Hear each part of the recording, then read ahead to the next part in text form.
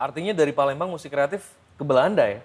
Atau Ya, gimana tuh? Mei tahun lalu aku sudah berangkat sama teman Ke Belanda? untuk premier filmnya di sana. Wow. Bikin film sebenarnya kan bercerita kan. Yes. Filmmaker itu pencerita sebenarnya. Tinggal kita memilih ide yang menarik dan ide itu masih diomongin nggak sampai saat ini. Sebenarnya Artinya ide-ide yang relate kayak gitu ya? Yang relate. Jadi setiap film itu punya umur. Oke. Jadi 2-3 tahun tuh biasanya film itu masih bisa diikutkan di beberapa festival. Sementara syarat utama untuk ikut festival film itu adalah filmnya belum dipublish di mana-mana. Iya. Itu kadang alasan kenapa film-film tidak tersedia di platform publik ya.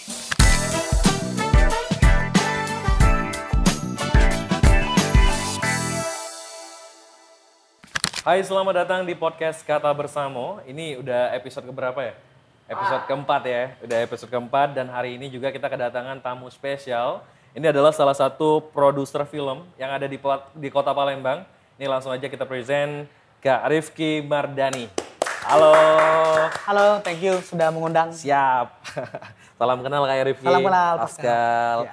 Oke, kita langsung aja nih ngobrol-ngobrol bareng produser film di Palembang. Dan ini juga owner ya dari Production House Musik Kreatif Indonesia. Ya, dan juga rekan-rekan juga. Oke, nah ini seru nih ngomongin tentang film. Ini sebelum kita ngomongin tentang film-film yang udah dibuat oleh Kak Rifki, ini mau nanya tentang perjalanan karir. Perjalanan karir yang mungkin sampai hari ini menjadi produser film itu. Ya, agak ngeri juga ya nyebut karir ya. Oh gitu.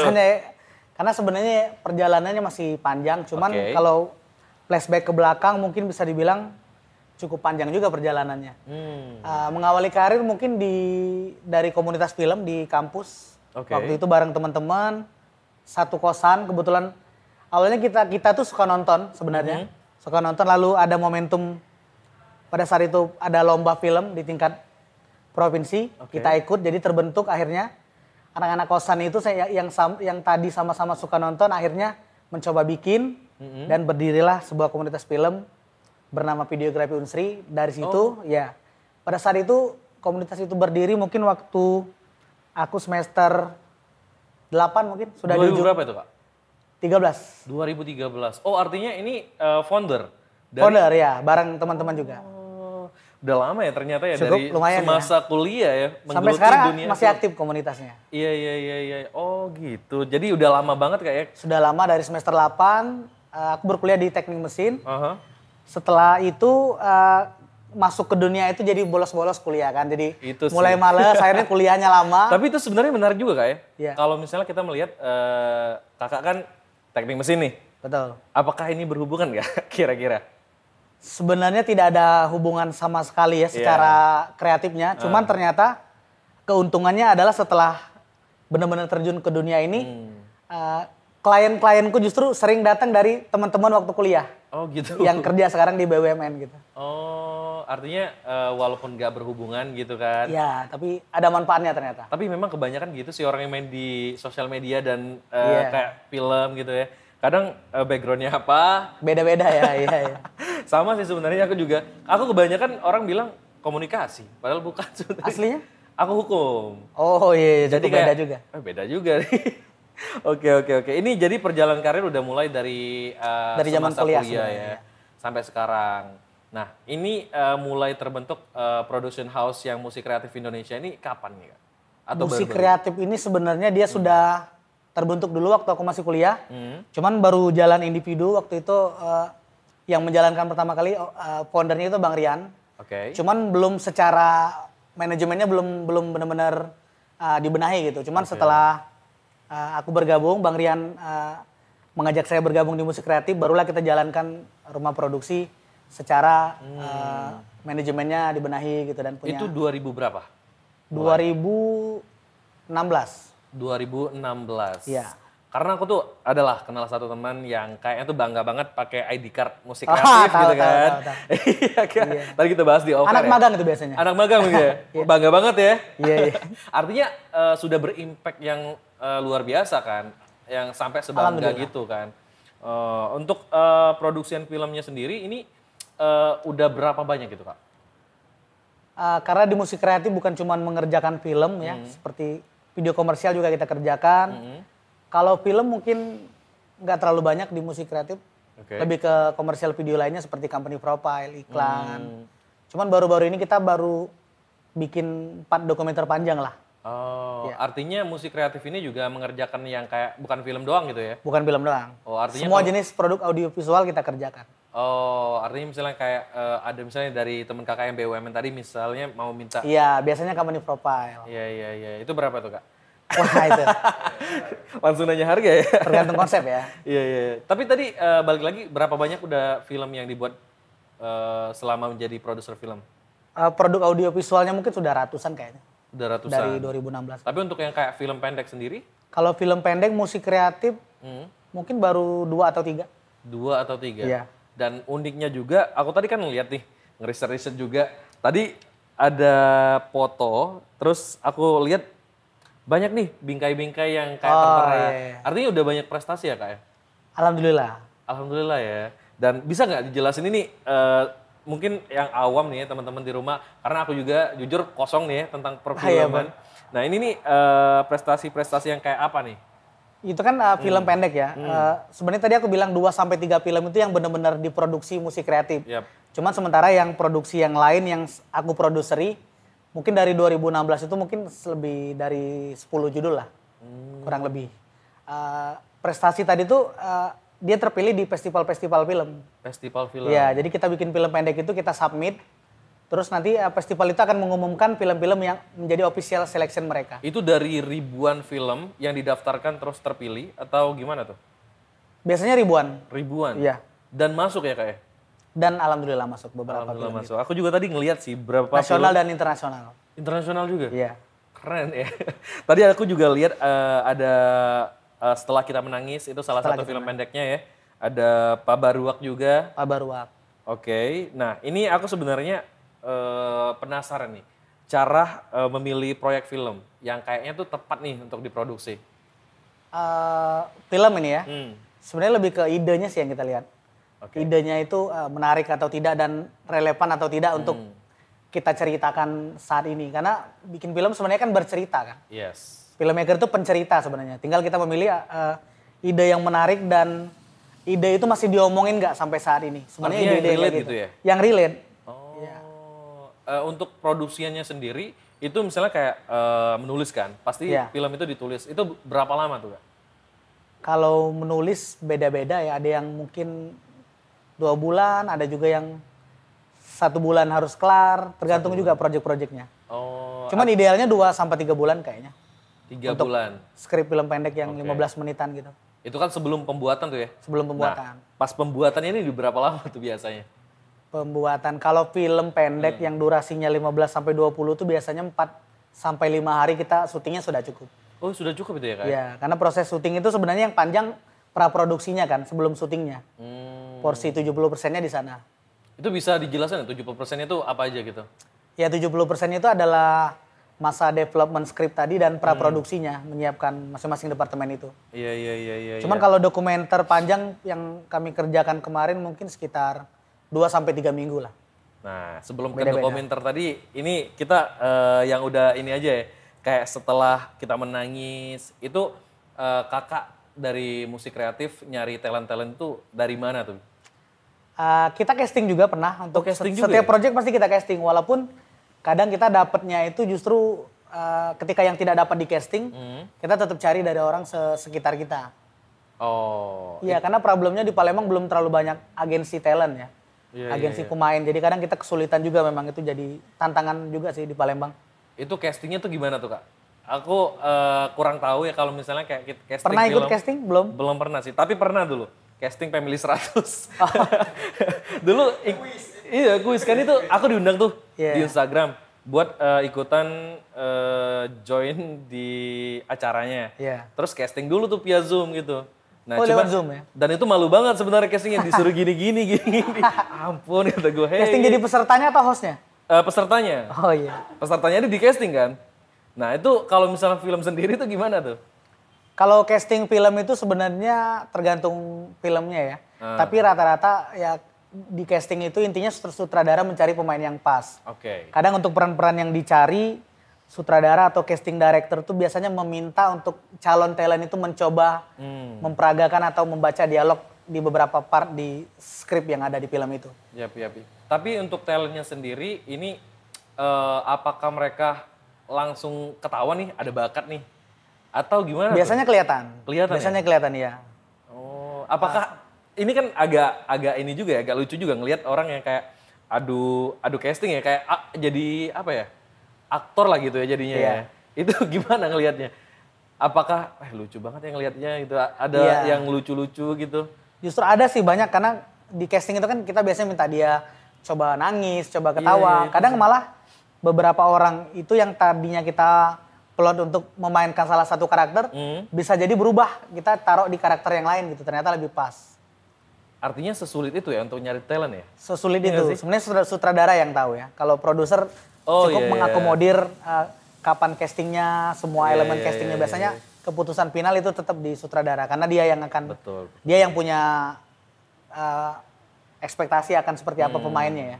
Tapi untuk produksiannya ya, tantangannya, misalnya kayak kita ngelihat dari film pendek Setelah Kita Menangis, itu tantangannya apa Kak?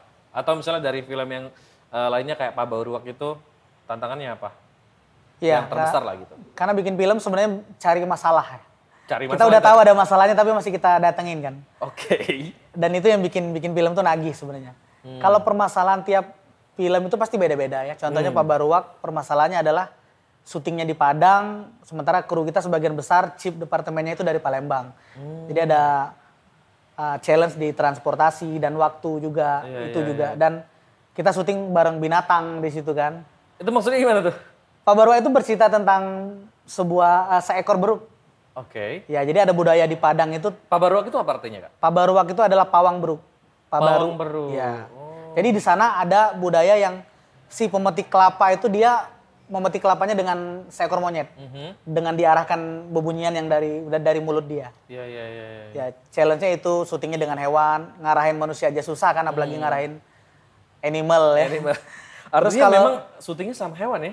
Sama hewan, gitu ya? Benar. Jadi ada pawang yang ngarahin. Tapi ini misalnya kayak teman-teman yang di rumah kayak, waduh penasaran lagi pengen nonton nih. Ini nggak bisa ditonton kan sebenarnya? Pak Baruak karena masih di dalam mode distribusi ya, jadi belum bisa kita publish ke YouTube atau sejenisnya. Boleh datang ke kantor kami kalau mau. Boleh. Tapi tadi ngelihat prestasinya kan udah banyak tuh. Iya. Kenapa nggak yang kayak, oh ini prestasinya udah banyak. Kenapa nggak langsung kayak tayang di YouTube aja gitu? Karena dia masih umurnya, jadi setiap film itu punya umur. Jadi 2-3 tahun tuh biasanya film itu masih bisa diikutkan di beberapa festival. Sementara syarat utama untuk ikut festival film itu adalah filmnya belum dipublish di mana-mana. Iya. Itu kadang alasan kenapa film-film tidak tersedia di platform publik ya. Oh, emang kalau misalnya kayak kita udah layangkan nih misalnya kayak di sosial media, itu nggak bisa ikut lagi. Sama sekali nggak bisa ikut festival manapun. Gitu, tapi walaupun misalnya kayak aku dulu ada temen tuh yang bikin lah film pendek kayak gitu. Nah aku tuh kayak ngajakin buat bisa nggak sih ini kayak kita tiketin biar orang nonton, kita juga dapat uang. Tapi katanya buat festival gitu. Memang nggak boleh ya? Sebenarnya kalau pemutaran itu boleh, pemutaran yang alternatif itu boleh. Yang tidak boleh itu di-share di platform publik. Oh, artinya kalau misalnya kita ngejual misalnya kayak untuk tiket orang nonton, boleh ya? Sangat boleh. Oh, sangat boleh. Artinya bisa ya kayak? Iya. Oke, ini untuk Pak Baruak itu di Padang ya? Jauh kan artinya dari kota Palembang? Sangat jauh, 24 jam lah kalau mobil. Nah itu tantangan juga banyak. Nah untuk dananya sendiri, ini dananya dari mana sih sebenarnya untuk pembuatan film? Kalau Pak Baruak kita disupport Kementerian Kebudayaan. Jadi kita lolos pitching pendanaan produksi film. Jadi kita dananya full disupport oleh mereka. Tapi itu susah kan Kak untuk ngajuin kayak di ACC gitu untuk benar, yang dipilih kan cuma 10 dari 5.000 proposal. Wow. Ya, jadi alhamdulillah kita terpilih mewakilin Sumatera waktu itu. Artinya itu kan filmnya belum dibuat, tapi proposalnya kayak ceritanya gitu. Kita ajuin kan? Sudah. Kalau mengajukan proposal film itu skrip dan bahkan calon-calon pemain sudah harus ada di proposal. Sudah harus lengkap lokasi, jadwal dan lain-lain. Nah untuk dananya sendiri pembuatan film pendek yang durasinya 20 menitan ya? 13 kayak, 15 menit lah. Oh segituan, itu dananya berapa tuh Kak biasanya? Rata-rata. Idealnya sih ya, idealnya bikin film pendek itu mungkin di range 80 sampai 200 lah. Untuk yang ideal ya, maksudnya krunya dibayar dengan proper, untuk syuting 4 hari. makan, konsumsi, perizinan dan lain-lain. Iya. Tapi itu bisa lebih turun lagi angkanya kalau kita syuting di dalam kota. Oke. Karena itu kan kami harus keluar kota, transport dan alat-alat yang disewa tuh jadi bengkak 1 hari lebih kan karena perjalanan. Ratusan kah? Sekitar itu 100 sampai 200 ya. Wow. Untuk film pendek ya ratusan juta ya? Iya. Iya. Itu juga talent dibayar juga kan? Talent dibayar, kru dibayar, semuanya dibayar. Iya. Tapi kalau misalnya kayak kita kan ngelihat memang dananya dari pemerintah lah ya. Ya. Dari pemerintah. Nah untuk profit dari misalnya kayak musik kreatif sendiri ada nggak dari pembuatan film itu? Kebetulan film itu diproduksi bukan oleh musik kreatif ya, oleh PH teman di Padang. Oke. Ya, jadi untuk Pak Baruak ya? Untuk Pak Baruak, bukan musik kreatif, beda. Oke. Untuk yang ini tadi setelah kita menangis? Setelah kita menangis itu pure musik kreatif. Syutingnya di Palembang semua dan secara income memang karena itu targetnya ke festival ya, jadi kita belum mengadakan pemutaran berbayar dari situ. Oke. Nah untuk dana sendiri kalau misalnya kita ngelihat yang setelah kita menangis ini dari mana dananya? Dari pemerintah kalau juga kan? Musik kreatif itu dana dari internal kita. Dari musik internal. Kreatif, ya. Karena waktu itu kita pengen ikut lomba ya. Oke. Dan kebetulan juara 2 kalau salah, lupa. 2 atau 3. Keren sih juara 2 ya. Di Forte ya juara 2. Iya. Ini juga tadi ngelihat juga sih. Ada film yang lagi didistribusikan ya. Film dokumenter Pusbang. Bener nggak Kak? Dokumenter Pusbang. Bener nggak? Oh bukan Pusbang itu. Atau apa? Itu apa Kak? Itu dokumenter yang kita kerjasama dengan orang Belanda. Oh. Iya. Nah untuk yang itu lagi proses distribusi atau gimana tuh? Itu jadi kita kebetulan dapat klien dari Belanda. Kita kemarin mengerjakan 4 judul, 3 sudah rilis di sana. Rilis langsung di Den Haag, Belanda. 1 lagi akan rilis di bulan Mei nanti. Wah, itu musik kreatif? Itu musik kreatif. Yang bekerja sama dengan? Dengan yayasan di sana, di Belanda. Wow, kok bisa Kak? Channelnya kok bisa di Belanda gitu? Iya, unik ya. Kita di Palembang, bisa ya memang Indonesia dijajah Belanda sih. Benar, iya. Tapi itu kok bisa? Karena kekuatan internet ya. Wah serius? Ya, jadi bukan dari link yang kayak kakak ada kenalan nih orang Belanda? Bukan, kebetulan untuk proyek ini bukan, beda. Jadi dia memang bisa mendapat kontak kami itu dari internet, dari website.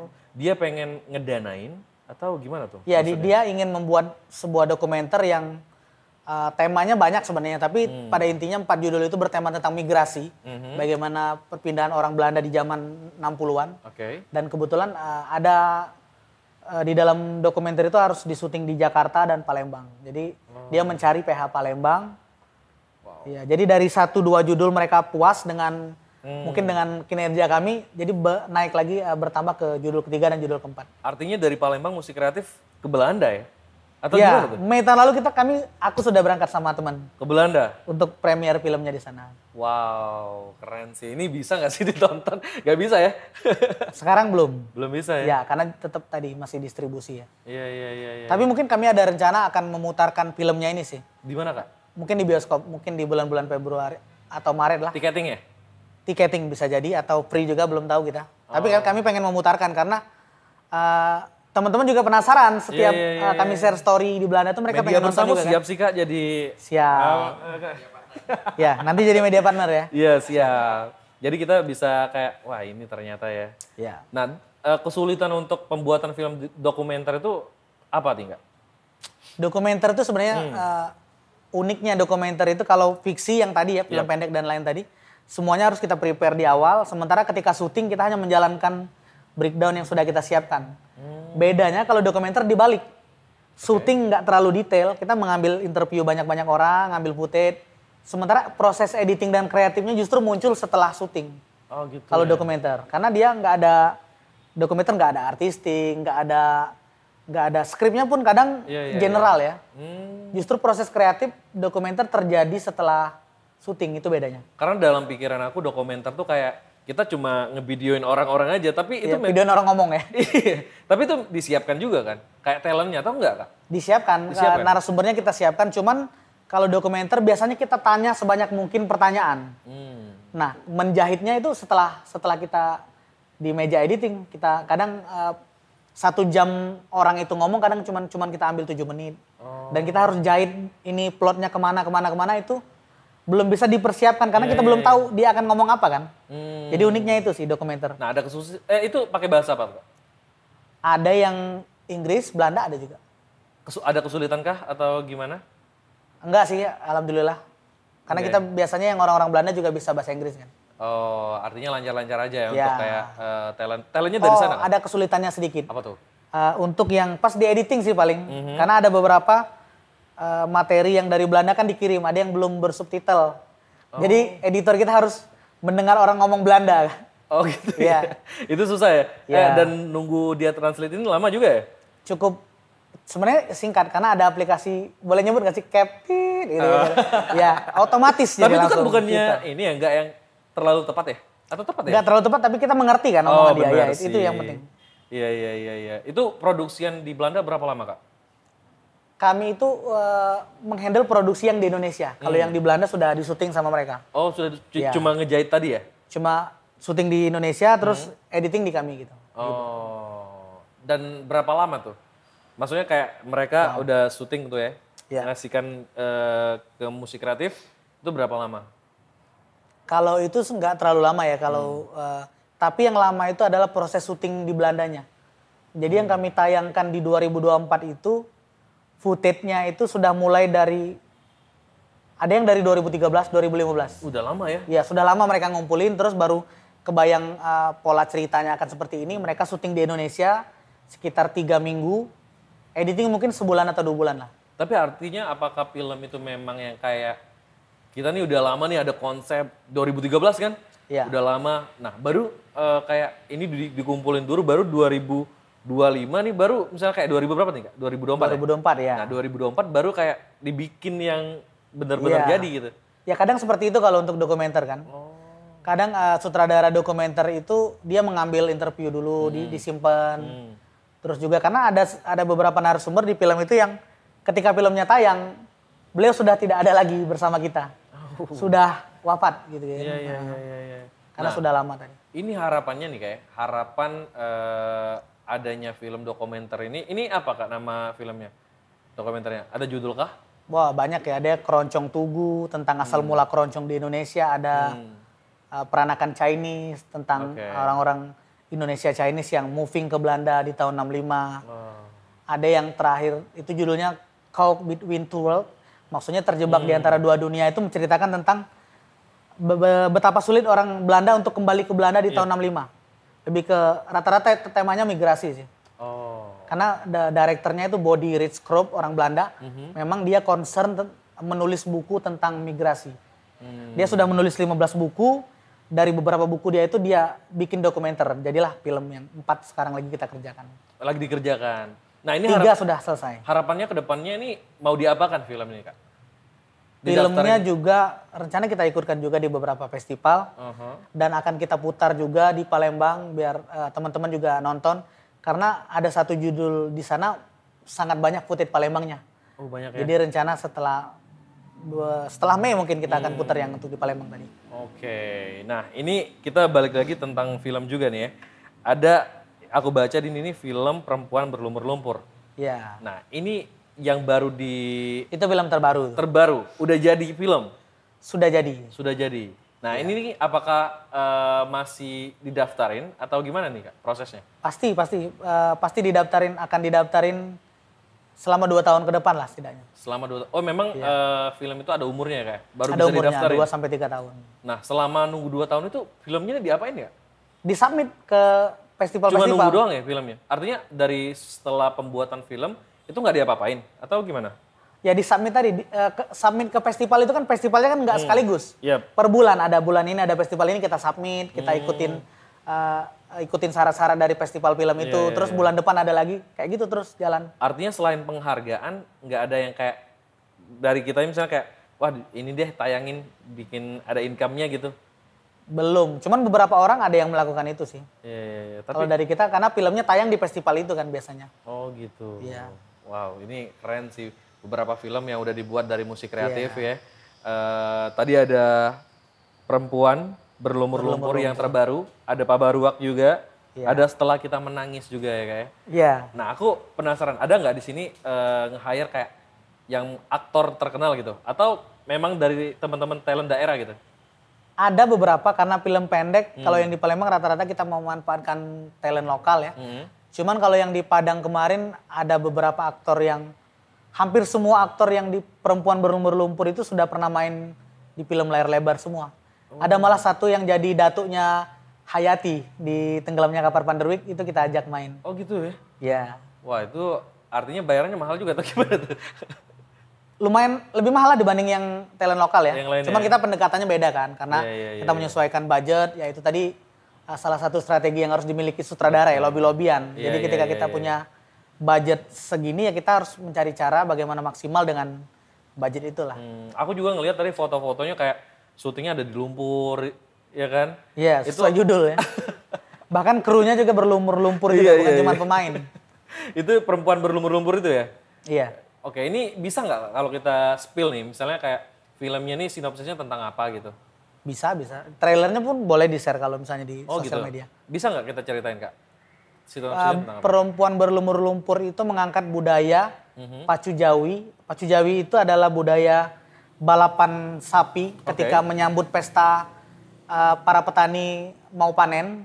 Oke, ini daerah mana nih Kak? Khususnya? Daerah Sumatera Barat di Tanah Datar. Oke. Ya di Batu Sangkar lah sekitarnya ya. Iya. Jadi ada budaya ketika balapan sapi itu perempuan tidak boleh masuk dan tidak boleh ikut-ikutan.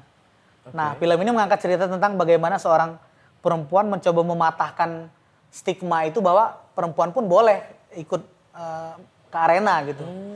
Jadi tidak ada batasan karena perempuan juga punya hak yang sama kan, seperti itu. Jadi penasaran nih. Ya, temanya kebetulan memang kita didanain oleh pemerintah lagi, Kementerian Kebudayaan, yang temanya adalah layar perempuan. Wow. Jadi bercerita tentang perspektif perempuan dari kacamata orang di Tanah Datar tadi.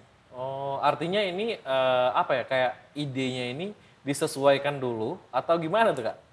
Pasti, biasanya kita memang untuk dapat funding itu kita sudah mengincar. Oh, sudah mengincar duluan ya? ya? Sudah mengincar, oh, ini bisa temanya nih, apa. Iya. Ini temanya apa, baru kita cari cerita yang mendekati, yang kira-kira akan dipilih juri lah. Apakah dana yang dikeluarkan oleh pemerintah yang support itu lumayan besar atau gimana Kak? Untuk, karena kita tahu ya, kalau misalnya kayak pemerintah nih ngelihat industri-industri yang kayak gini nih kayaknya belum gitu. Apakah lumayan gede? Kalau itu yang sama kayak Pak Barwa lah, kurang lebih dananya. Gede juga sih sebenarnya. Iya. Alhamdulillah dari pemerintah kemarin memang dari 2022 ke 2024 tuh memang funding dari kementerian dan pemerintah pusat tuh banyak ya. Memang. Iya. Pemerintah pusat, kalau pemerintah lokal kayaknya belum. Tapi ini aku mau nanya lagi nih, kita balik lagi ke kakaknya ini. Kan udah lama nih ngejalanin musik kreatif Indonesia, udah lama ya. Berapa tahun Kak? Dari 2016 mungkin. Dari 2016, kan artinya udah lama dan yang memang ngebesarin ya musik kreatif ini ya. Nah ini Kak, apa musik kreatif ini udah mendapatkan income Kak untuk pendapatan gitu? Oh pasti, karena memang ranah utama musik kreatif kan mengerjakan video komersial yang dibayar ya. Fokus kita ke sana memang sekarang. Jadi income-nya dari klien-klien kita, ada yang dari BUMN, instansi, dan yang lain-lain. Artinya dari mitra-mitra itu bisa ini ya ngehasilin ya musik kreatif Indonesia. Justru arus utama proyeknya musik kreatif dari situ. Ini karyawannya berapa Kak musik kreatif? Banyak ya? Kalau karyawan sebenarnya kita manajemennya itu cuma 4 orang ya, 5 orang lah. Untuk proyek-proyek kita biasanya kita meng-hire freelance lah per proyek. Oh gitu. Ya. Oh siap juga sih. Ini siap gak? Siap semua kan? Siap semua kan? Siap, nanti collab dengan Bersamo ya, belum collab kan? Ih boleh loh. Bikin film pendek lah Bersamo bareng musik kreatif. Apa kita? Ada ide nggak kalian? Kita langsung bikin aja di sini. Musik kreatif Bersamo bikin film pendek. Idi. Keren. Jadi apa ya ini? Ini tapi tadi kita ada ngobrol off air juga nih, off air di atas lah ya. Iya. Tadi kepengenannya pengen tahun ini atau segera gitu, pengen ada film panjang. Iya, karena dari 2016 bikinnya untuk fiksi itu bikin film pendek terus ya. Kecuali dokumenter tadi, kalau dokumenter tadi panjang. Cuman untuk di fiksi memang kayaknya tahun ini sudah cukup dulu bikin film pendek, pengennya punya film panjang Palembang lah. Film panjang Palembang. Wah, ini ada bintang tamu minggu lalu ya. Minggu lalu pengen juga tuh film. Oh ada siapa?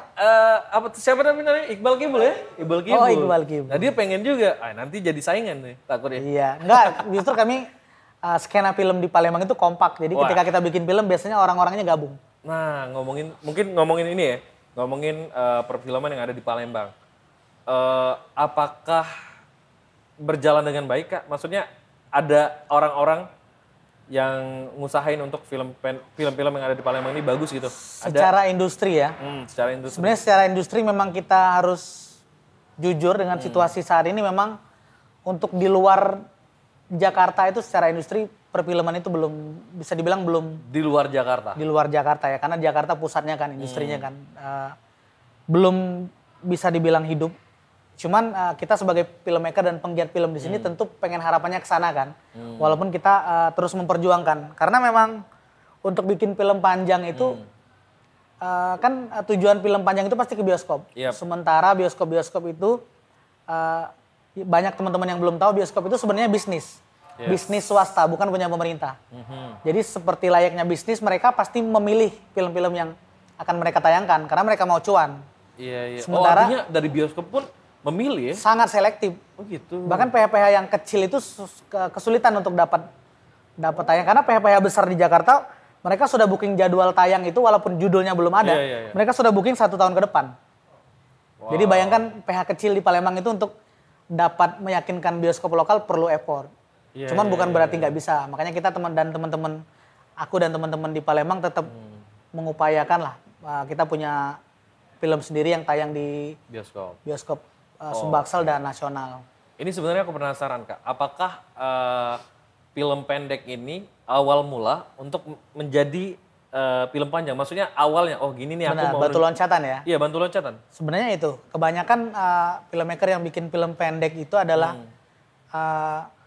ngambil momentum untuk dia mendapatkan exposure. Jadi ketika filmnya tayang di beberapa festival atau bahkan mungkin dibahas di beberapa media nasional biasanya dia akan punya cukup nama untuk menggait investor dan donatur sebenarnya. Jadi ketika kita mencari dana untuk film panjang yang dananya otomatis lebih besar kan dari film pendek, kita perlu showreel dan portofolio. Biasanya film pendek bisa dijadikan showreel dan portofolio untuk mendapatkan dana dan funding seperti yang kami dapat tadi itu. Gitu. Di setiap proposal pasti kami melampirkan film yang dibuat sebelumnya. Oh artinya jadi ini ya, jadi portofolio. Jadi portofolio. Apalagi dengan sudah memenangkan beberapa festival itu gitu ya. Jadi bahan pertimbangan untuk. Bahan pertimbangan. Iya sih. Gimana nih media bersama kita bikin juga nggak? Oke. Kan anak-anak film semua di media bersama. Bikin lah pasti. Aku juga ngelihat anak-anak editannya bagus sih. Iya. Lumayan sih. Bagus sih, bukan lumayan ya. Sorry. Dari komunitas apa itu emang? Oke, nah apa? Lu bilang apa? Oke, jadi musik kreatif ini udah lama juga kayak berkembangnya dan beberapa film, 3 film ya? Kalau musik kreatif 7 lah termasuk dokumenter tadi. Nah, apakah sebelum-sebelumnya awal-awal nih ya, awal-awal bikin film, apakah ada film yang kayaknya tuh, kan kita tadi ngelihat yang ada prestasinya, ada nggak film-film yang udah didaftarin tapi nggak masuk gitu? Ada juga beberapa film-film lama gitu. Cuman rata-rata kita karena biasanya kita bikin film target untuk lomba, biasanya spesifik jadikan temanya kan. Rata-rata pasti ada penghargaannya sih film yang kita bikin. Walaupun mungkin 1 atau 2, tapi pasti ada. Karena ini aku kosong juga nih ya. Spesifiknya untuk mendapatkan penghargaan festival ini film yang seperti apa Kak yang harus dibuat sebenarnya? Sebenarnya kalau di festival luar itu film yang ceritanya sangat lokal sebenarnya. Oke. Karena di festival luar itu more lokal, more global. Jadi makin lokal cerita kita itu makin diminati oleh pasar global. Karena film-film Indonesia yang tayang di beberapa festival itu pasti temanya itu sangat spesifik tentang budaya di suatu daerah. Jadi kadang sering sedih ketika teman-teman yang muda bikin film itu sok kejakartaan, bikin film tentang romance. Padahal sebenarnya di Sumsel kita punya segudang budaya yang bisa kita angkat, bisa jadi statement kita bikin film kan. Sayangnya. Tapi film itu biasanya kan ini kayak pakai bahasa daerah juga kan artinya? Bahasa daerah. Untuk ke nasionalnya itu gimana Kak? Apakah ada subtitle? Pasti ada Pasti subtitle. Ya? Kalau ke festival luar, kita ada subtitle Inggris sudah pasti. Kadang juga kita bisa kasih 2 subtitle, Indonesia dan Inggris. Oke. Nah, untuk penjuriannya sendiri itu gimana Kak? Penjurian dari, oh ini menang nih, ini bagus nih untuk festival itu. Kalau penjurian sih kita nggak tahu ya internalnya juri ya. Maksudnya kayak dari ceritanya kah, dari pengambilan gambarnya itu apa semuanya elemen itu? Sebenarnya semua elemennya dipertimbangkan. Cuman kalau di festival-festival pasti yang diutamakan itu adalah ceritanya ya. Jadi statement film itu. Film kan sebenarnya sebuah statement. Sutradaranya pengen ngomongin apa di film itu. Jadi statement yang paling bold, paling menarik, biasanya punya tempat khusus lah di beberapa festival film. Oh. Contohnya film Pabarua kan itu tema yang nggak ada di negara lain kan. Jadi menurut sudut pandang mereka pasti menarik tuh. Ada beruk yang dijadikan sarana untuk mengambil biji kelapa dan kita angkat dari budaya itu. Kemarin sudah tayang di Italia dan Costa Rica. Ya, artinya udah internasional. Alhamdulillah. Iya. Itu ini jadi penasaran beruknya. Ini beruknya ini apa ya? Jinak atau gimana tuh? Beruknya ada 2. Jadi beruk yang bener-beneran untuk ngambil kelapanya itu liar. Oke.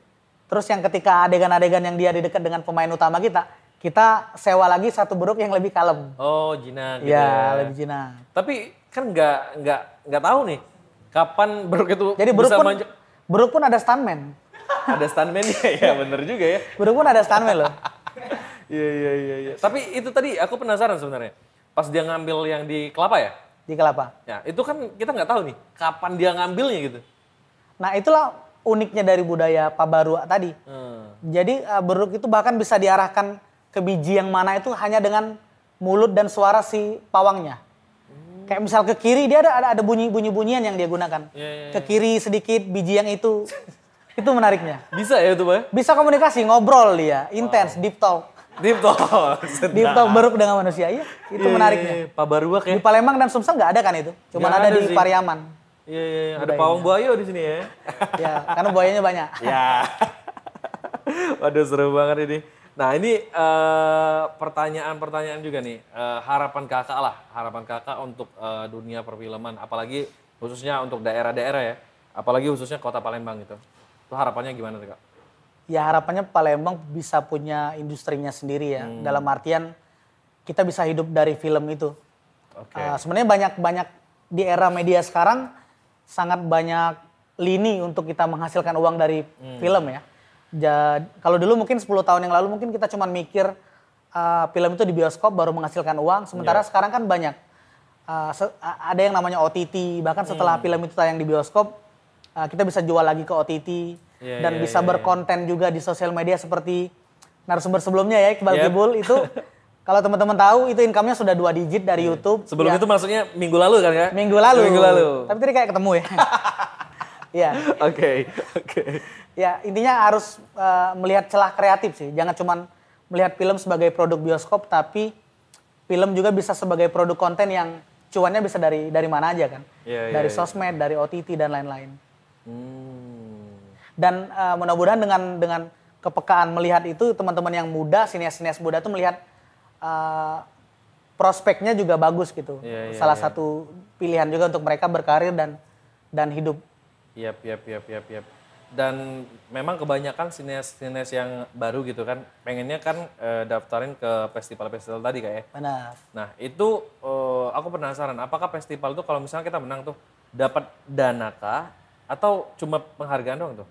Ada yang dapat dana, ada yang cuma penghargaan. Cuma rata-rata kalau festivalnya sudah besar namanya biasanya nggak dapat dana. Oh cuma nama ya? Iya cuma nama dan biasanya exposure yang kita dapatkan itu sudah melebihin dari nilai dananya sebenarnya. Karena itu yang kita butuhkan kan, salah satunya. Wah ini kalau ngomongin tentang perfilman panjang juga nih. Panjang 3 jam lah minimal. Ini dari teman-teman ada nggak yang mau nanya? Wah boleh nih. Oke.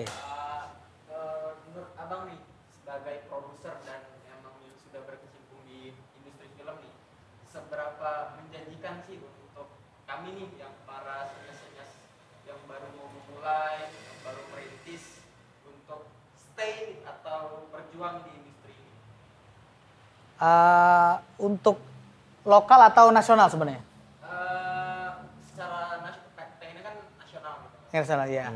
Sebenarnya sangat menjanjikan ya, karena Joko Anwar pernah bilang kan ke Indonesia itu kekurangan kru film sebenarnya. Banyak posisi-posisi yang kita masih sedikit orang yang berkecimpung seperti penulis skenario atau Astrada itu masih sangat kurang. Sebenarnya dari statement itu kita bisa tahu bahwa kita punya potensi untuk ke sana kan. Dan untuk teman-teman sineas muda yang di Palembang mungkin aku punya kesimpulan bahwa ketika kalian berkarir di perfilman yang bidangnya teknis, itu memang harus masuk ke lokasi yang dimana industrinya repeat ordernya sering gitu. Dan itu mau tidak mau nggak bisa kita pungkiri itu Jakarta kan. Jadi potensinya kalau untuk teman-teman yang ingin berkarir di bidang teknis memang harusnya masuk ke industri dulu.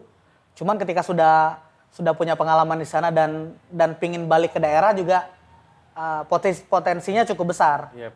Yang penting spesifik sih. Dari awal kita harus tahu kita pengen jadi apa. Misalnya ingin berkarir di artistik, fokus ke sana. Karena ketika fokus lama-lama kita akan menjadi spesialis kan dan orang akan mencari kita kan. Gak bisa setengah-setengah juga ya. Jangan setengah-setengah, jangan sampai orang tidak punya label dari kalian tuh apa job desk-nya gitu. Kalau kameramen fokus meniti karir di bidang sana, branding branding diri kalian. Kebanyakan kan teman-teman filmmaker ini orangnya itu introvert di sosmed. Skillnya ada, cuma rata-rata nggak suka membagikan diri dan profesi dia kan. Nah, itu jadi problem juga sebenarnya. Dan harusnya itu gimana, Kak? Dan harusnya memang harus membranding diri. Dan kita harus bangga dan membuat kita terlihat sebenarnya. Terlihat di mata produser, terlihat di mata sutradara. Kalau kita nggak terlihat gimana orang akan mengajak kita untuk kerjasama? Sama kayak kan? yang tadi ya, yang dihubungin lewat media sosial ya. Yang itu kita membuat PH kita terlihat di internet gitu kan. Salah satunya itu. Tuh. Ada lagi nggak yang mau nanya nih? Tadi mau nanya ya? Sama kayak Dimas tadi. Mungkin dari sudut pandang Bang Ki, ada kata-kata yang mungkin meyakinkan dari si pasien muda itu untuk yakin nih. Benar. Karena kan pasti banyak keraguan dalam diri si muda itu karena terjun ke dunia yang sebenarnya kan bisa bilang nggak pasti nih kalau di dunia. Iya. Nah kan banyak kita tuh dituntut oleh orang tua kita tuh terjun ke dunia. Ya udahlah yang pasti. Iya. Benar. Benar. Mungkin dari sudut pandang Bang Ki, mana cara meyakinkan kita tuh Oke. Meyakinkan orang tua lah Ya, gitu. ini menarik ya topik yang betul. dari sebelum Masehi selalu menarik ini ya. Sebenarnya bukan cuma kayak film tuh. Iya. Misalnya kayak kita mau di dunia kreatif nih. Pasti kan orang tua kayak udahlah yang jelas-jelas aja gitu. Benar. Menarik nih sebenarnya orang tua tuh sebenarnya nggak salah karena mereka pingin anaknya baik-baik saja di dunia ini kan, dan itu wajar kan. Tapi permasalahannya adalah mereka tidak punya wawasan yang cukup untuk melihat potensi uang yang ada di sekarang. Mereka kan taunya polisi, ABRI, TNI, dokter, PNS dan ya kan. Betul. Aku pun mengalami itu ketika dulu mungkin setahun awal ketika lagi syuting sering dapat chat dari orang tua tuh lowongan-lowongan. Oke. Selama setahun. Di-share ya? Iya, di-share kan gitu kan. Terus gimana tuh? Kamu ini Padahal kita sudah tahu pasti tidak akan ke dunia itu ya harus memang tutup mata sih di beberapa tahun awal mungkin harus tutup mata karena kita maklum mereka tidak punya wawasan yang cukup untuk melihat itu. Cuman ketika kita sudah menghasilkan di bidang ini, mereka nggak peduli lagi sebenarnya. Mereka nggak akan menuntut kalian untuk jadi apa lagi. Yang penting kita sudah menghasilkan, mungkin kita bisa buktikan dengan membantu adik kita atau mengirim uang itu pasti bisa. Cuman perjuangan ke arah sana memang harus cukup berani ya. artinya dari membuahkan hasil dulu atau gimana? Dari membuahkan hasil tuh ya pasti ada masanya kan. Kan prosesnya lama tuh ya? Prosesnya lama. Tuh. Sebenarnya ya harus berani dan kejam aja sih. Iya. Full gas gitu, gaspol. Apakah harus diabaikan orang? Bisa dibilang iya harus diabaikan. Tapi selama kita benar-benar tahu apa yang kita pengen ya. Yes, itu ya. Nah, problem-problem anak-anak teman-teman yang muda sekarang itu kan masih bimbang ya? Masih bimbang. Oh, pengen jadi ini, tahu-tahu ternyata keinginan dia bukan itu.